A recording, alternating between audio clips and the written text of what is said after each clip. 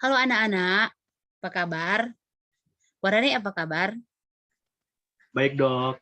Ya, oke. Kita akan segera memulaikan kuliah kita, yaitu mata kuliah epidemiologi penyakit reproduksi, dan kali ini kita akan membahas masalah aborsi. Nah, saya harap setelah menerima kuliah ini, kalian mampu memahami secara epidemiologis, etiologi dari aborsi, manifestasinya bagaimana, frekuensi, distribusi, faktor determinan, dan upaya pencegahannya. Karena sebagai seorang calon sarjana kesehatan masyarakat, kalian dituntut untuk mengerti dan memahami keilmuan Anda agar nantinya mampu untuk melakukan analisis atau kajian penilaian kesehatan pada masyarakat. Dan jika sudah bisa menganalisis, Anda mampu untuk mengembangkan kebijakan dan perencanaan program kesehatan, terutama pada masalah penyakit reproduksi. Ya, kita mulai dari yang mendasar dulu.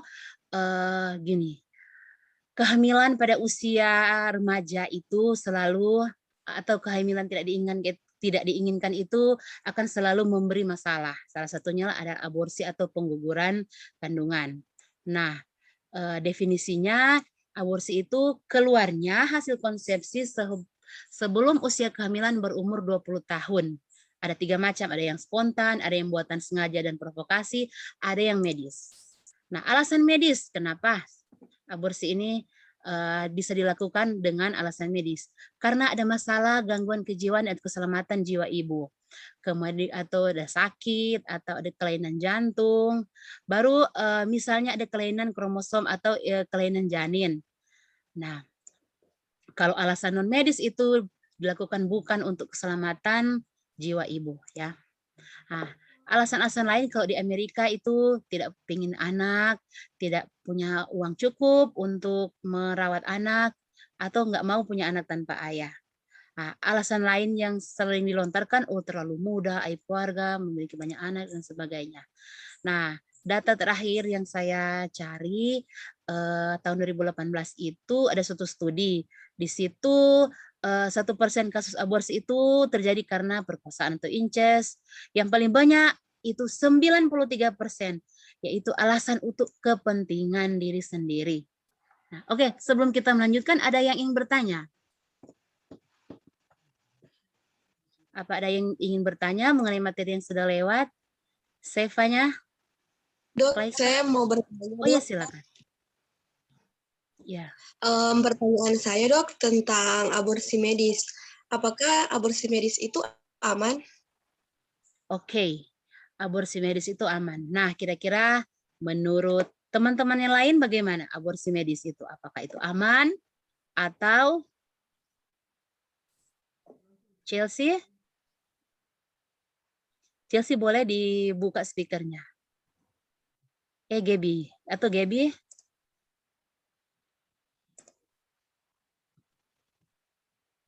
Ya, tentu saja aborsi medis, tapi harus ada indikasi yang benar-benar medis, ya, sangat-sangat urgent. Baik, Dok. Nah, Jadi aborsi medis itu aman karena semua tindakannya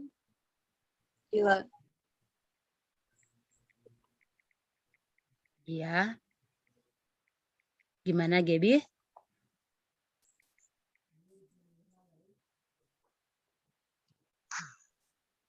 aborsi gimana? medis itu kan aman karena ditindaklanjuti oleh semua tim medis.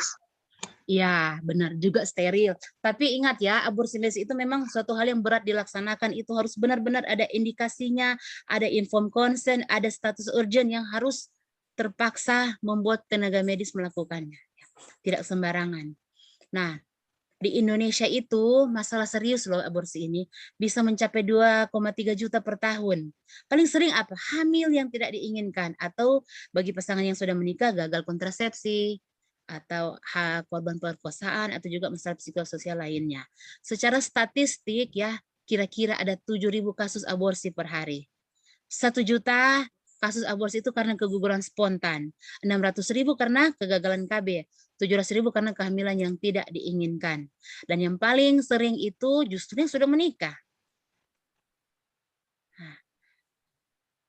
Dan umur itu berkisar sekitar 20 sampai 29 tahun.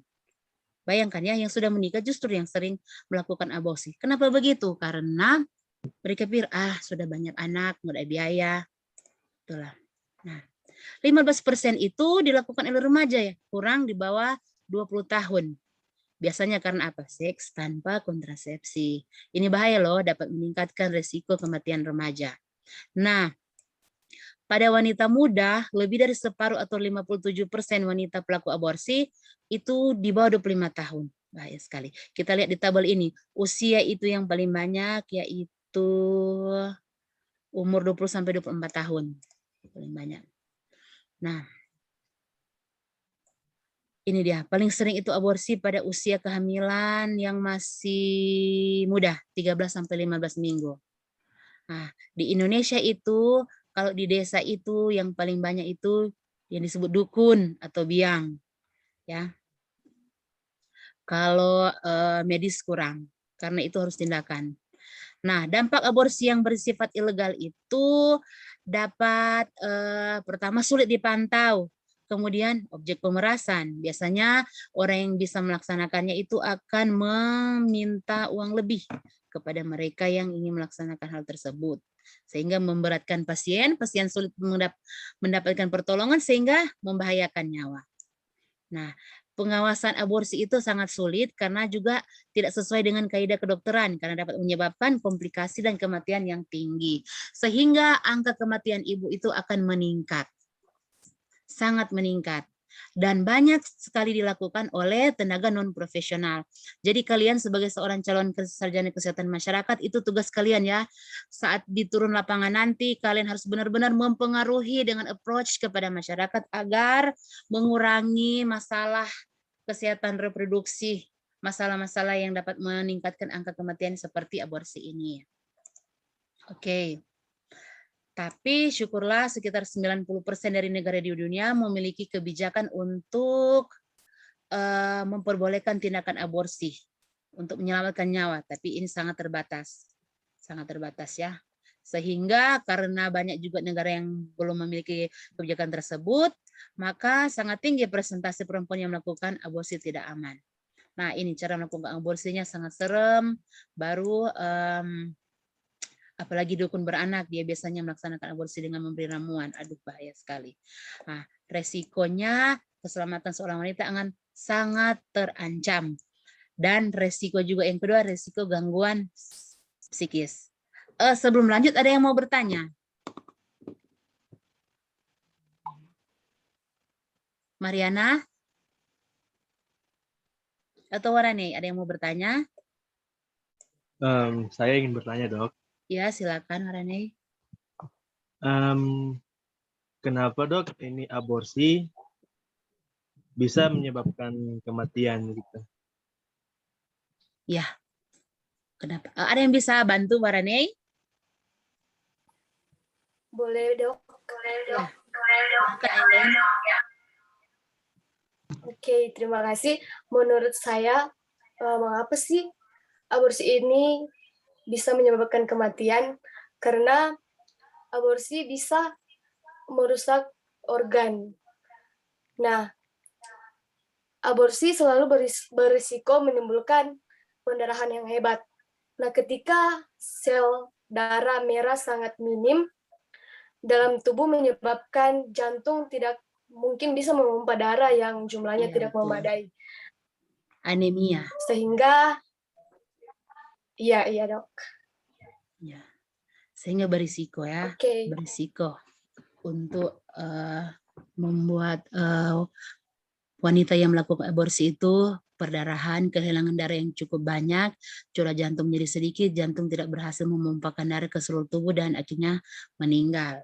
Nah, risiko-risiko juga yang lain yang bisa kita temui seperti ini ya, ada kematian karena perdarahan yang hebat seperti yang dimaksud Anglen tadi, bisa karena pembiusan yang gagal, bisa karena infeksi, rahimnya sobek, leher rahim rusak, dan ujung-ujungnya nanti ke depan dapat menyebabkan kanker payudara karena ketidakseimbangan hormon dan kanker-kanker yang lainnya. Nah, risiko kesehatan mental juga sangat tinggi ya, dapat mengalami gejala post-abortion syndrome atau sindrom pasca aborsi PAS namanya. Nah, sindrom ini membuat wanita itu kehilangan harga diri, berteriak histeris, mimpi buruk, ingin melakukan bunuh diri, menggunakan obatan terlarang, dan ya tidak bisa menikmati lagi hubungannya dengan suaminya nanti. Nah, tapi untungnya aborsi itu ada hukum yang mengaturnya. Aborsi itu yang terutama aborsi mengenai abortus provokatus kriminal, aborsi dengan kesengajaan itu akan dikena oleh sanksi hukum, dan yang menerima hukuman itu ibu yang melakukannya, dokter atau bidan atau dukun atau tenaga yang membantu, dan orang-orang yang mendukung terlaksananya aborsi tersebut. Ada 3 aturan aborsi Indonesia ya, ada undang-undang, 3 undang-undang ini kalian bisa baca, ada juga KUHP yang mengaturnya, beberapa pasal dengan penjelasannya. Nah, bagaimana aborsi itu ditinjau dari etik kedokteran Indonesia? Jadi di situ dari segi agama, undang-undang negara maupun etik kedokteran, seorang dokter itu tidak bisa diperbolehkan untuk menggugurkan kandungan, ya, hanya untuk sebagai pengobatan jalan satu-satunya. Keputusannya itu juga ya ada sangat ya, informed consent itu ada persetujuan tertulis ya. Nah, bagaimana pencegahannya sebagai calon-calon sarjana kesehatan masyarakat? Kira-kira apa yang bisa kita lakukan untuk mencegah masalah yang tidak pernah kunjung habis ini? Pertama, kita harus edukasi, promosi kesehatan kepada masyarakat, terutama sasarannya yaitu anak muda, remaja, ataupun ibu-ibu yang sudah menikah dengan banyak anak. Pertama, perkuat hubungan keimanan dengan Tuhan, ya, perkuat agama. Kemudian bagi anak muda, hindari gaya pacaran yang berlebihan. Misalnya itu sudah bersentuhan, itu akan meningkatkan intens hubungan seksual. Kemudian selalu menggunakan kontrasepsi yang sesuai jika berhubungan seks bagi yang sudah menikah. Lakukan aktivitas atau hobi yang dapat mengurangi keinginan kita untuk melakukan hubungan seks, seperti ya kita berolahraga, kita belajar kelompok, salurkan hobi kita. Dan hindari dong, yang nomor 1, hindari hal-hal yang dapat memancing seksualitas atau birahi ya. Terutama para ladies, hindari hal-hal yang dapat menggoda para gentlemen. Oke, demikian kuliah singkat kita. Ada yang mau bertanya sebelum saya mengakhiri materi kita pada hari ini? Gimana? Nanti saya akan mulai diskusi pada LMS. Kalian bisa mengakses LMS kalian, masuk pada mata kuliah epidemiologi kesehatan penyakit reproduksi. Di situ sudah ada absen ya, jangan lupa isi absen. Kemudian ada forum diskusi, di situ kita bisa saling tanya jawab. Kemudian saya sudah siapkan kuis buat Anda diisi. Saya beri waktu sampai 5 jam dari sekarang. Cukup lama bukan? Oke, ada lagi yang mau bertanya untuk terakhir kalinya? Saya dok. Oh ya, silakan Yonal. Pertanyaan saya dok, apakah wanita yang sudah pernah melakukan aborsi itu masih bisa untuk hamil lagi? Iya. Terima kasih. Oke. Sebelum saya menjawabnya, kira-kira ada teman-teman yang bisa bantu Yonal nggak?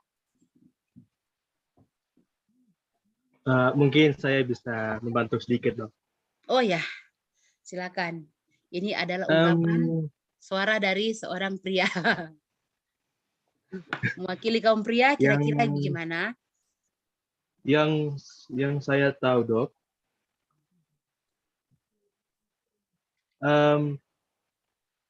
apakah setelah aborsi seorang bisa hamil lagi? Nah, yang setahu saya itu dok, banyak wanita yang bisa hamil segera setelah melakukan aborsi. Singkatnya, wanita yang pernah menggugurkan kandungan atau aborsi yang namanya itu masih bisa hamil kembali selama si wanita ini tidak memiliki masalah dengan organ reproduksinya atau hormonal. Kira-kira seperti itu dok. Oke, betul seperti yang diutarakan oleh Warane. Memang nomor 1 ya, aborsi is not good. Tapi aborsi itu ada juga aborsi spontan yang mungkin terjadi di luar dugaan. Tapi selama itu namanya keguguran ya. Selama wanita mengalami keguguran dan tidak berdampak pada rahimnya, tidak ada komplikasi, rahimnya kembali menjadi sehat, dia pasti bisa hamil dan memiliki anak lagi. Bagaimana Yonal? Apakah jawabannya sudah cukup dimengerti? Bisa dimengerti, Dok. Oke. Ada lagi yang mau bertanya untuk terakhir kali? Sudah. Saya, Dok. Oh ya, silakan Angel. Terima kasih. Di sini saya ingin bertanya, jika aborsi itu memiliki resiko, mengapa tetap saja ada orang yang mau melakukan aborsi? Nah, inilah yang menjadi masalah dalam kesehatan masyarakat.